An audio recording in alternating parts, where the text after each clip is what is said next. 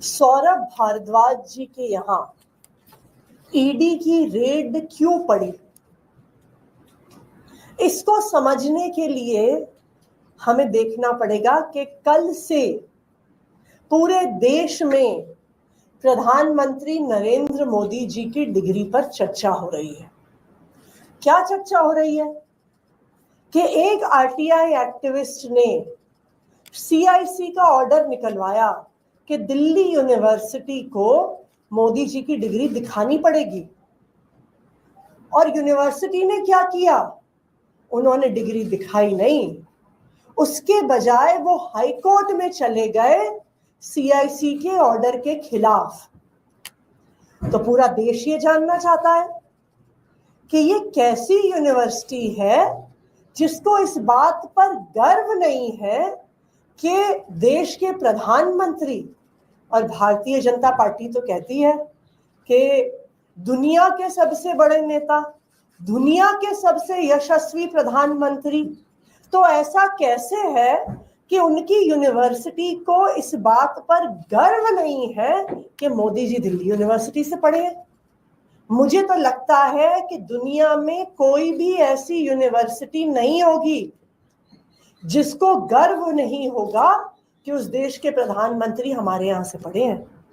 आप प्रधानमंत्री छोड़िए, रेखा गुप्ता जी जो दिल्ली की मुख्यमंत्री हैं, जब वो मुख्यमंत्री बनी तो दिल्ली यूनिवर्सिटी ने उनको बुलाया, उनको सम्मानित किया, क्योंकि उनको गर्व था कि हमारी एक छात्रा दिल्ली की मुख्यमंत्री बनी। जब मैं मुख्यमंत्री बनी थी तो दिल्ली यूनिवर्सिटी के सेंट स्टीफेंस कॉलेज ने मुझे बुलाया, मुझे सम्मानित किया। मैं ऑक्सफोर्ड यूनिवर्सिटी से पढ़ी थी, उन्होंने न्यूज़लेटर में ये खबर निकाली कि हमारी एक छात्रा, हमारी एक पूर्व छात्रा दिल्ली की मुख्यमंत्री बनी है। लेकिन दिल्ली यूनिवर्सिटी छुपाना चाहती है कि प्रधानमंत्री जी उनके छात्र थे।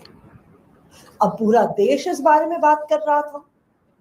तो इससे ध्यान भटकाने के लिए सौरभ भारद्वाज जी के घर पर फर्जी ईडी की रेड की गई है। ये रेड 100% फर्जी क्यों है? क्योंकि जिस समय का ये मामला है, जब अस्पतालों के निर्माण का ये फैसला हुआ, तब सौरभ भारद्वाज जी मंत्री ही नहीं थे, वो उसके 2 साल बाद मंत्री बने। अब आप ही बताइए, ये तो बिल्कुल हास्यास्पद बात है कि आप मंत्री नहीं थे, आपके मंत्री के कार्यकाल शुरू होने से 2-3 साल पहले के फैसले पर आप पर रेड की जा रही है। ये तो ऐसी बात हो गई कि कोलगेट स्कैम या 2G स्कैम पर मोदी जी के घर पे रेड हो जाए, Commonwealth game scam, CNG fitness scam जो कांग्रेस के समय के मामले थे, उन पर रेखा गुप्ता जी पर रेड हो जाए।